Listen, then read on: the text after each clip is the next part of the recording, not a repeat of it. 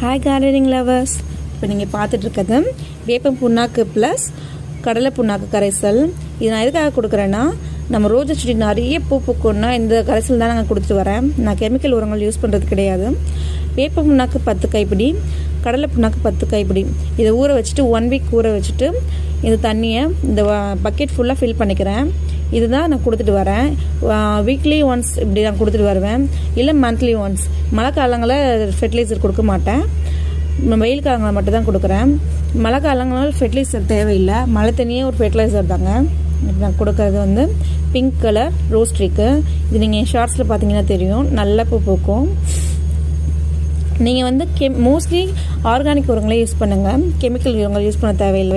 ஏன்னா கெமிக்கல் உரம் நம்ம மண்ணை பாழாக்கிடும். இப்போ நீங்கள் மண்புழு உரங்கள்லாம் போட்டிங்கன்னா நம்ம மண்ணை நல்லா வளப்படுத்தி வைக்கும்.